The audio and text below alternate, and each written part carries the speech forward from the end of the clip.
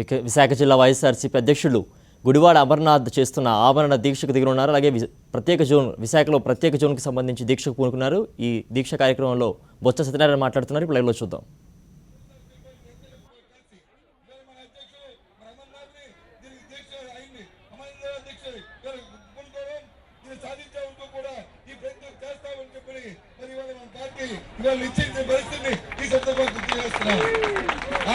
అమర్నాథ్ గారు యువకుడైనప్పటికీ కూడా ఇవాళ ఈ చదువు కోసం ఇవాళ ముందుకు వచ్చి పార్టీ అమర్నాథ్ ఒక్కడే కాదు, అమర్నాథ్ కదా ఇవాళ యావత్తు జిల్లా పార్టీ కాకుండా ఈ రాష్ట్ర యావత్తు పార్టీ అంతా కూడా ఇవాళ ఈ సమస్య పట్ల ఉన్నదనే విషయాన్ని ఈ సందర్భంగా తెలియజేస్తున్నాం.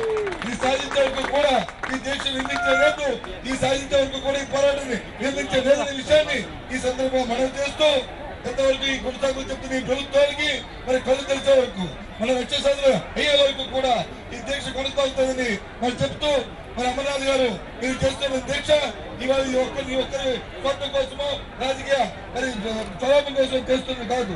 నిన్న పత్రికలో చూశాను, ఇవాళ పత్రికలో చూశాను, నిన్న ఒక నాయకుడు అధికార పార్టీ నాయకుడు చెప్తున్నాడు ఇవన్నీ కూడా నాయకులు వాళ్ళకి పల్లెకి దీక్ష చేస్తున్నారు అంటారు. బాబు మా పల్లెకి దీక్ష చేయట్లేదు, మాకు పల్లె పంచాయతీ ఈ రాష్ట్రంలో ఏదైతే చట్టంలో పెట్టిన అంశాలు ఉన్నాయో ఈ విశాఖపట్నం అభివృద్ధి కోసం ఏదైతే కావాలో ఈ రాష్ట్ర అభివృద్ధికి ఏదైతే కావాలో అంశాలు నెరవేర్చాలని మేము ప్రయత్నం చేస్తున్నాం.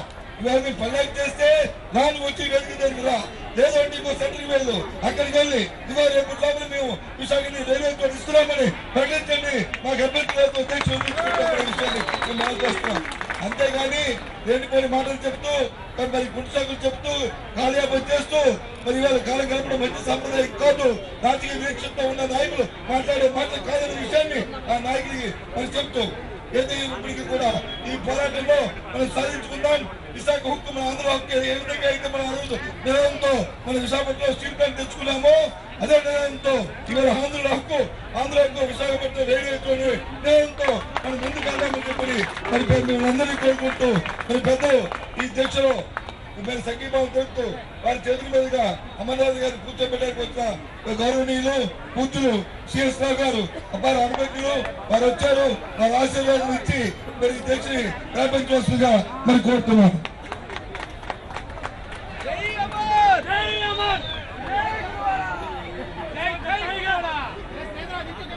అందరికీ నమస్కారం. ఈరోజు చాలా ముఖ్యమైన రోజు. విశాఖపట్నం చరిత్రలో నాకు తెలిసిన మటుకు ఆనాడు రాజకీయాలు ఈనాడికి చాలా మారిపోతున్నాయి. అవినీతే కాదు, రాజకీయ నేతల మీద విశ్వాసం కూడా ప్రజలకు పోతుంది. అన్న మాటకి నిలబెట్టాలి, నిలబెట్టకపోతే వాళ్ళు రిజైన్ చేయాలి. అది లో కాన్ఫిడెన్స్ కోసం మూవ్ చేయాలి. ఆ పార్లమెంట్లో అక్కర్లేదు, ఎక్కడ ప్రజలే ఎన్నుకున్నారు కాబట్టి ప్రజలే వారిని దోషులుగా చూపించి నిర్ధారించి వాళ్ళ పార్లమెంట్కి ఒక రైలు పంపించాలి. ఎందుకంటే ఇది చాలా ఇంపార్టెంట్ ఇష్యూ. ఈ రైల్వే జోన్ లేకపోతే మనకి 18,000 మంది దాంట్లో పనిచేస్తున్నారు. అలా కాకుండా రోజుకి 25 కోట్ల రూపాయల నష్టం వస్తుంది. ఎన్ని మనం చూస్తున్నాము, బాధపడుతున్నాము. మనం ఏమి దానికి ఈ ప్రతిస్పందన లేకపోతే మనం మనుషులకి నడవడం కూడా భావిస్తారు. కాబట్టి మన రాజకీయాల్లో ఒక మడుపు రావాలి అంటే మనం ప్రజల్లో ఉత్తేజం తెచ్చేలాక ఈనాడు ఈ కార్యక్రమానికి నేను రావడంలో ఉద్దేశం ఏంటంటే మీ అందరికీ నా యొక్క ఆవేదన తెలపాలి. నాకు ఈ 97 సంవత్సరాల్లో కూడాను ఈ విశాఖపట్నంలో ఇలాంటి పరిస్థితి రాజకీయ పరిస్థితి ఎప్పుడు నిలబడలేదు. ఒక మాట చెప్పడం, మరో మాట చేయడం ఈ విధంగా జరుగుతుంది. కాబట్టి మన విశాఖపట్నం మనం మనుషులు మేము లీడర్స్ మాకు సత్తా ఉన్నది అని ప్రూవ్ చేసుకోవడానికి ఈ ఇష్యూ చాలా ఇంపార్టెంట్. కాబట్టి అందరూ సహకరించి మీడియా ముఖ్యంగా ఈ మా ఆవేదన ప్రజలందరికీ తెలియపెట్టాలని చెప్పి కోరుతూ నేను వినిపిస్తున్నాను.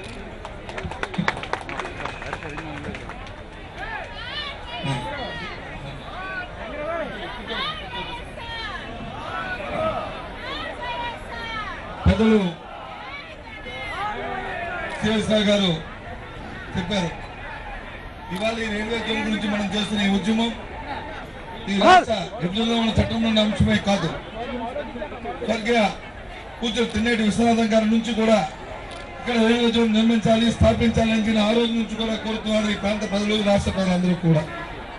ఆ నేపథ్యంలో ఆయన స్ఫూర్తితో మరి ఇవాళ ఇక్కడ ఈ రైల్వే జోన్ కోసం ఉద్యమిస్తున్న ఈ సందర్భంలో ఈ నేపథ్యంలో మరి వాళ్ళ అతిథిగా వచ్చిన మన రాంబాబు గారిని మరి దీన్ని మాట్లాడవలసిందిగా కోరుతున్నాం.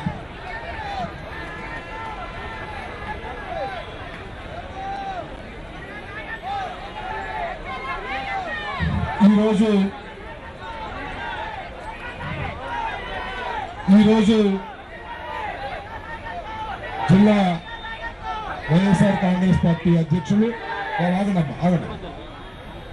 వైఎస్ఆర్ కాంగ్రెస్ పార్టీ అధ్యక్షులు మిత్రులు అమర్నాథ్ గారు నిరాహార దీక్ష కార్యక్రమాన్ని చేపడుతున్నటువంటి సందర్భంలో మీ అందరితో మాట్లాడే అవకాశం కలిగినందుకు మీ అందరికీ మొదటిగా నా హృదయపూర్వక నమస్కారాలు. అలాగే ఈరోజు ఈ కార్యక్రమానికి నిర్వాహకులుగా ఉన్నటువంటి మాజీ మంత్రివర్యులు బొత్స సత్యనారాయణ గారు, అదేవిధంగా స్వాతంత్ర సమరయోధులు సీనియర్ సిటిజన్ సిఎస్ రావు గారు, ఇంకా అనేక మంది నాయకులు, వైఎస్ఆర్ కాంగ్రెస్ పార్టీకి చెందినటువంటి నాయకులు, అలాగే సిపిఎం కు చెందినటువంటి నాయకులు నరసింహారావు గారు, వారిని కూడా వేదిక మీదకి రావాల్సిందిగా గంగారాం గారిని మీ అందరి తరఫున వారిని ఆహ్వానిస్తూ ఉన్నాను. ఈ రోజు ఒక చాలా ముఖ్యమైనటువంటి రోజు. ఎందుకనంటే ఈ రాష్ట్ర విభజన జరిగినప్పుడు మనం అందరం చాలా బాధపడ్డాం. రాష్ట్ర విభజనని మనం ఎవరం కోరుకోలేదు. మెజారిటీ ప్రజలు రాష్ట్రం ఐక్యంగా ఉండాలని కోరుకున్నారు. కానీ దురదృష్టవశాత్తు ఆ రోజున కొన్ని ప్రత్యేకమైన కారణాలు, రాజకీయ లబ్ధుల వలన ఈ రాష్ట్రాన్ని రెండుగా చీల్చారు. రెండుగా చీల్చినప్పుడు విభజన బిల్లులో కొన్ని అంశాలు పెట్టారు. దానిలో ప్రధానమైనటువంటి అంశాలు పోలవరం ప్రాజెక్టుని కేంద్ర ప్రభుత్వమే నిర్వహిస్తుందని, లోటు బడ్జెట్ లో ఉన్నటువంటి రాష్ట్రానికి 16,000 కోట్ల లోటుని కేంద్ర ప్రభుత్వం భర్తీ చేయాలని, అదేవిధంగా రైల్వే జోన్ ఒకటి ప్రత్యేకంగా విశాఖపట్నంలో ఇవ్వాలని ఆ విభజన బిల్లులో పెట్టారు. ఆ రోజున సరే రాష్ట్ర విభజన అనివార్యమై విడిపోయిన తరువాత కనీసం రాష్ట్ర విభజన ఆపలేకపోయాము, కనీసం విభజన బిల్లులో ఇచ్చినటువంటి వాగ్దానాలు నెరవేరిస్తే చీలిపోయినటువంటి రాష్ట్రం కొంతమేరకైనా అభివృద్ధి చెందుతుందనేటువంటి ఆశతో మనం అందరం ఉన్నాం. ఇవాళ ప్రధానంగా కూర్చున్నటువంటి ఈ సమస్య రైల్వే జోన్.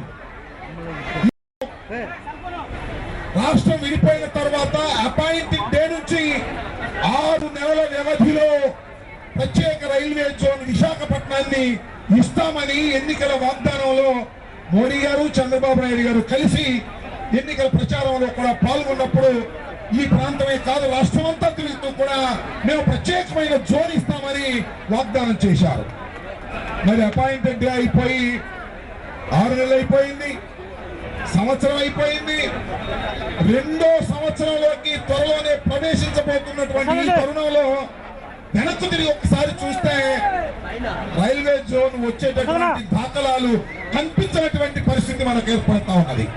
ఇంతకుముందు అనేక సందర్భాల్లో వైఎస్ఆర్ కాంగ్రెస్ పార్టీ డిమాండ్ చేసింది, ఇంకా అనేక రాజకీయ పార్టీలు డిమాండ్ చేశాయి.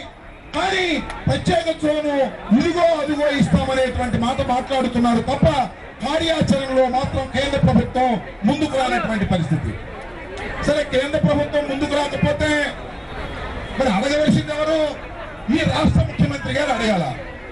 అయ్యా రాష్ట్ర ముఖ్యమంత్రి గారు మీరు ఎందుకు అడగడం లేదు అంటే ఆయన కూడా అడిగేటటువంటి పరిస్థితి లేదు. ఎందుకు అడగడం లేదో ఎవరికి అర్థం కావడం లేదు. చాలా మంది చాలా రకాలుగా చెప్పుకుంటున్నారు. ఎందుకంటే కేంద్ర ప్రభుత్వంతో గట్టిగా ఆయన నొక్కితే ఆయన మీద ఉన్నటువంటి కేసులన్నీ బయటకు లాగి ఆయన మీద సిబిఐ ఎంక్వైరీ చేస్తారని చంద్రబాబు నాయుడు గారు కొంతమంది అంటూ ఉన్నారు. కారణాలు ఏమైనప్పటికీ కూడా చంద్రబాబు నాయుడు గారు కూడా ప్రత్యేక జోన్ గురించి కానీ ఉన్నటువంటి అంశాల గురించి కానీ పెద్దగా రాష్ట్ర ప్రభుత్వం వైపు నుంచి ఒత్తిడి తీసుకొచ్చే పరిస్థితిలో చంద్రబాబు నాయుడు గారు లేనటువంటి పరిస్థితి మనకు కనిపిస్తా ఉన్నది. దీన్ని పురస్కరించుకొని మిత్రుడు అమర్నాథ్ ఒక నెల క్రితం రిప్రజెంటేషన్ ఇస్తూ ఒక మాట చెప్పారు. మీరు అంబేద్కర్ జయంతి రోజుకి ప్రత్యేక జోనుని ఏర్పాటు చేస్తూ ప్రకటన చేయకపోతే నేను ఆమరణ నిరాహార దీక్ష చేస్తాను అని ప్రకటించినటువంటి మిత్రుడు సరే సమీపిస్తున్న సమయంలో జగన్మోహన్ రెడ్డి గారి దగ్గర కూడా వచ్చి అన్నా నేను ఈ రకంగా అన్నాడు పార్టీ అధ్యక్షులుగా మీకు చెప్పాలి, నేను 14వ తారీఖు నుంచి కూడా నిరాహార దీక్ష చేయబోతున్నానని ప్రకటిస్తే జగన్మోహన్ రెడ్డి గారు భుజం తట్టి ఒకే మాట చెప్పారు, ఇది నువ్వు పార్టీ అధ్యక్షుడిగా కూర్చుంటున్నప్పటికీ కూడా ఇది ఆంధ్ర ప్రజల సమస్య కాబట్టి అన్ని రాజకీయ పార్టీల దగ్గరికి వెళ్ళండి, అన్ని రాజకీయ పార్టీ దగ్గరకు వెళ్ళి వారికి విషయాన్నంతా ఎక్స్ప్లెయిన్ చేసి మేము ఇలా నిరాహార దీక్ష చేస్తున్నాం, మీ సంఘీభావాన్ని ప్రకటించమని అడగండి అని ఆయన సలహా ఇస్తే మళ్ళా అమర్నాథ్కి నాకు సందేహం వచ్చింది. బొత్స సత్యనారాయణ గారికి సిపిఐ సిపిఎం సరే అవన్నీ కూడా పోరాట బాటలో ఉన్నటువంటి రాజకీయ పార్టీలు, మరి భారతీయ జనతా పార్టీ తెలుగుదేశం పార్టీలు కూడా అడగాలా వద్దా అంటే వాటిని కూడా అడగండి, వస్తారా రారో తేల్చుకున్నాం విషయవాడ విశాఖపట్నం నడిబొట్టు మీద అని సలహా ఇస్తే నాకు తెలిసి మరి మిత్రులు భారతీయ జనతా పార్టీ దగ్గరికి వెళ్ళారు, తెలుగుదేశం పార్టీ దగ్గరికి వెళ్ళారు. ఎందుకంటే ఇది రాష్ట్ర ప్రజా సమస్య. ఇవాళ పార్టీ పరంగా మేము ముందుకొచ్చి చేస్తున్నప్పటికీ కూడా పార్టీలకు అతీతంగా అమర్నాథ్కి మద్దతు ఇవ్వవలసినటువంటి బాధ్యత ఆంధ్ర రాష్ట్ర ప్రజలందరికీ రైల్వే జోన్ వస్తే ఏదో వైఎస్ఆర్ కాంగ్రెస్ పార్టీకో లేకపోతే వామపక్షాలకో ఒరిగేది కాదని ఆంధ్ర రాష్ట్ర ప్రజలందరికీ ఒరుగుతూ ఉంది, ఆంధ్ర రాష్ట్ర ప్రజలందరికీ లాభం జరుగుతుంది, అభివృద్ధి జరుగుతుంది అనేటువంటి భావనతోనే ఆ రోజున కేంద్ర ప్రభుత్వం ఈ బిల్లులో పెట్టినటువంటి అంశం. ఇవాళ ఇంకో మాట కూడా అంటున్నారు, బహుశా తెలుగుదేశానికి చెందినటువంటి ఎంపీ గారు అనుకుంటాను, విజయవాడ ఎందుకు ఇవ్వకూడదు, విశాఖపట్నం ఎందుకు ఇవ్వాలి అనే మాట నేను అంటూ ఉన్నా. సరే రాయపాటి వారు మరొకరు తెలుగుదేశానికి సంబంధించినటువంటి వ్యక్తులు, నేను ఒకటే మనవి చేస్తున్నా, ఎన్నికలకు ముందు విజయవాడ అని అనలేదు, విశాఖపట్నమే అని హామీ ఇచ్చారని మనం చేస్తున్నా. మాది విజయవాడ ప్రాంతమే, అసెంబ్లీలో కూడా తీర్మానం చేశారు విశాఖపట్నంలోనే రైల్వే జోన్ కావాలని. మాది విజయవాడ ప్రాంతమే, మాకు రావాలంటుంది. కానీ నేను ఒకటే మనం చేస్తున్నా, అభివృద్ధి అంతా ఒకే చోట కేంద్రీకృతమై ఉండకూడదు. విజయవాడలో కొన్ని, విశాఖపట్నంలో కొన్ని, రాయలసీమలో కొన్ని అభివృద్ధి కార్యక్రమాలు జరపవలసినటువంటి బాధ్యత కేంద్ర రాష్ట్ర ప్రభుత్వాలకు ఉన్నది. విశాఖపట్నంలోనే రైల్వే జోన్ కావాలి తప్ప మరొక చోట కాదు అనేది చాలా స్పష్టంగా చెప్పదలుచుకున్నాం. ఇందాక బొత్స సత్యనారాయణ గారు చెప్పారు, మా చిన్నప్పుడు మేము అప్పుడు 7వ తరగతితో 8వ తరగతితో చదువుకుంటున్నాం, విశాఖ హక్కు ఆంధ్రుల హక్కు అని నిలదీంచినటువంటి గడ్డ ఆంధ్రప్రదేశ్. నేను మనవి చేస్తున్నా, మళ్ళా ఆంధ్రుల హక్కు విశాఖపట్నం రైల్వే జోన్ అని నిలదీంచవలసినటువంటి తరుణం ఆసన్నమైంది. ఎందుకంటే 2 సంవత్సరాలైనా ఇంతవరకు చీమ కుట్టినట్టుగా కేంద్ర రాష్ట్ర ప్రభుత్వాలకు లేదు. ఇది ఆందోళన మార్గం ద్వారా మాత్రమే సాధించవలసినటువంటి పరిస్థితులు ఏర్పడ్డాయని గమనించిన తరువాతే వైఎస్ఆర్ కాంగ్రెస్ పార్టీ అమర్నాథ్ ఈ నిర్ణయం తీసుకున్నాడు. కాబట్టి నేను పార్టీలకు అతీతంగా మీరందరూ ఆశీర్వదించమని మనం చేస్తున్నాం. తెలుగుదేశం మిత్రులు కూడా కోరుతూ ఉన్నా, మేమేదో మా జెండాలు పిచ్చుకొని ఇక్కడ చేసినప్పటికీ కూడా మీ సంఘీభావాన్ని తెలపండి, మీ జెండాలు పిచ్చుకుని వచ్చి ఈయన ఆశీర్వదించండి. అమర్నాథ్ చేస్తున్నటువంటి నిరాహార దీక్షకు మా మద్దతు ఇస్తున్నామని చెప్పండి. ఈ ఆంధ్ర రాష్ట్ర ప్రజల గౌరవ మర్యాదలు కాపాడండి అని ఈ సందర్భంగా నేను చెప్పదలుచుకున్నాను. భారతీయ జనతా పార్టీ కానీ తెలుగుదేశం కానీ మీరు రైల్వే జోన్ తీసుకొచ్చేందుకు కార్యక్రమం చేయండి. చేయలేకపోతే ఉద్యమానికి మద్దతు పలకని తప్ప అటు ఇటు కాకోకుండా గోడ మీద ఓటంలాగా ఉండి ఆంధ్ర రాష్ట్ర ప్రజలకు అన్యాయం చేయవద్దని ఈ సందర్భంగా మనవి చేస్తూ, ఈ రోజు మరి అమర్నాథ్ గారు నిరాహార దీక్ష కూర్చున్నారు. ఈ నిరాహార దీక్ష వల్ల ఏ మేరకు లబ్ధి జరుగుతుంది అంటే అది మీ అందరి సహకారం మీద ఆధారపడి ఉంటుంది. చూస్తున్నాం, మనం నిరాహార దీక్ష చేస్తే 4 రోజులకో 3 రోజులకో 5 రోజులకో పోలీసు వారు వస్తారు, తీసుకెళ్లి హాస్పిటల్లో చేరుస్తారు, అయిపోయిందని అనుకుంటారు. కానీ కాదని మనం చేస్తున్న ఇవాళ అసంతృప్తితో రగులుతున్నటువంటి తెలుగు ప్రజల గొంతుకై అమర్నాథ్ ఇవాళ ఇక్కడ నిలబడుతున్నాడు. దీనికి మనం ఆశీర్వదించవలసినటువంటి అవసరం ఉన్నది. ఇది ఒక ఆందోళన రూపాన్ని చెందవలసినటువంటి అవసరం ఉన్నది. ఆంధ్ర రాష్ట్ర ప్రజలందరూ కూడా ఇవాళ అమర్నాథ్ చేస్తున్నటువంటి నిరవధిక నిరాహార దీక్షకు మద్దతు పలకడం ద్వారా ఉద్యమానికి ఆజ్యం పోయవలసినటువంటి అవసరం ఉన్నది. ఇది ప్రారంభం మాత్రమే, అంతం కాదని మనం చేస్తూ రైల్వే జోన్ సాధించేంత వరకు కూడా అందరూ కలిసికట్టుగా పనిచేసి రైల్వే జోన్ సాధించడం కోసం ఉద్యమ నిర్మాణాన్ని చేయవలసినటువంటి బాధ్యత అందరి మీద ఉన్నదని గమనిస్తూ ఈ రోజు ఇక్కడికి విచ్చేసినటువంటి వామపక్షాలకి ఇతర రాజకీయ పక్షాలకి అందరికీ కూడా హృదయపూర్వకమైనటువంటి ధన్యవాదాలు తెలియజేసుకుంటూ అమర్నాథ్ గారిని నిరాహార దీక్ష ప్రారంభించవలసిందిగా మీ అందరి తరఫున కోరుతున్నాను.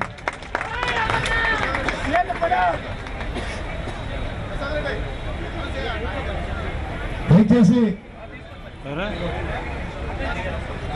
సిపిఐ రాష్ట్ర నాయకులు నాని గారిని వేదిక రావాల్సిగా కోరుతున్నాం.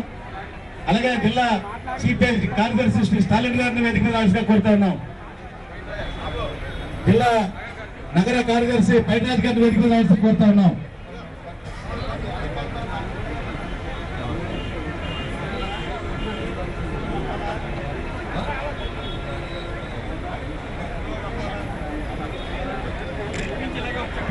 దయచేసి వేదిక చాలా మంది దిగిపోవాలి. ఏ ఉద్దేశంతోనైతే లక్ష్యంతోనైతే మనం ఈ నిరాహార దీక్షని ప్రారంభిస్తున్నాము. ఇవాళ రాజకీయాలకు అతీతంగా వామపక్షాలు కూడా సిపిఐ సిపిఎం నాయకులు పెద్దలు కూడా ఇవాళ ఇచ్చేయడం, ఆంధ్ర రాష్ట్ర ప్రయోజనాల కోసం ఇవాళ అందరం కలిసి కట్టుగా ఇవాళ చేస్తున్న ఈ కార్యక్రమానికి మనస్ఫూర్తిగా ప్రజలందరూ కూడా మద్దతు ఇచ్చి ఏదైతే విభజన సమయంలో ఏ విధంగా అయితే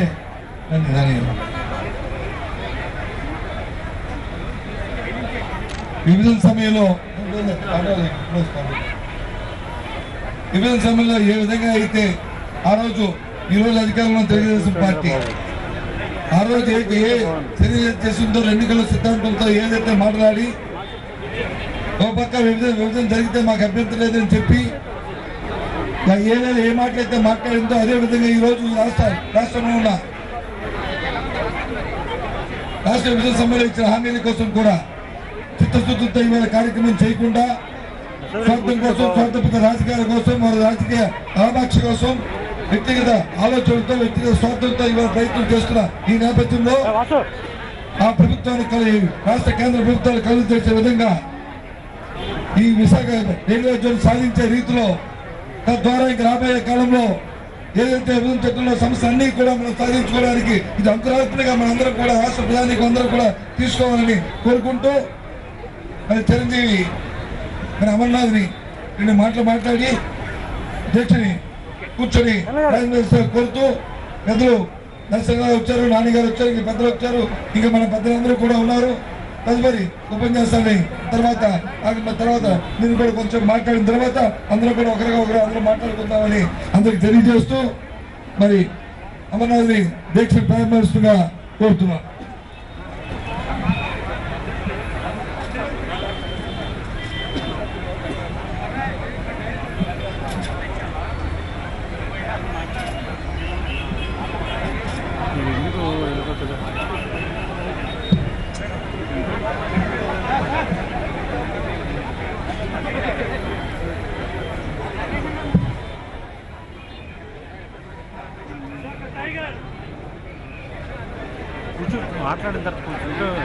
ఒక లక్ష్యం కోసం, ఈ రాష్ట్ర ప్రయోజనాల కోసం, మరి ముఖ్యంగా మన ఉత్తరాంధ్ర ప్రజల తాలూకా హక్కుగా దాదాపు 5 దశాబ్దాలుగా ఈ ప్రాంతంలో రైల్వే జోన్ రావాలన్నటువంటి ఒక ఆలోచనతో ఈ ఉద్యమాన్ని మొదలుపెట్టినటువంటి పెద్దలు శ్రీ తెన్నేటి విశ్వనాథం గారి స్ఫూర్తితో డాక్టర్ బిఆర్ అంబేద్కర్ గారి జయంతి రోజున ఈ దీక్షను ప్రారంభించాలని రాజ్యాంగంలో చట్టాల్లో పొందుపరిచినటువంటి అంశాల మీద కూడా ఈరోజు ఉద్యమాలు చేయాల్సినటువంటి పరిస్థితికి దేశ ప్రజలు, రాష్ట్ర ప్రజలు దిగజారిపోయినటువంటి స్థితిలో మన ప్రాంతం కోసం, ఈ ప్రాంతంలో పుట్టినటువంటి బిడ్డగా, ఈ ప్రాంత సంక్షేమం కోసం, ఈ ప్రాంతంలో ఉన్నటువంటి భావితరాల భవిష్యత్తు కోసం ఈ రోజు నుంచి దీక్ష ప్రారంభించాలని నెల రోజుల పాటు కేంద్ర రాష్ట్ర ప్రభుత్వాలకి సమయం ఇచ్చి, పెద్దలు చెప్పినట్టు అపాయింటెడ్ డేట్ నుంచి రాష్ట్ర విభజన జరిగిన తర్వాత 6 నెలల కాల పరిమితిలో రాష్ట్రానికి రైల్వే జోన్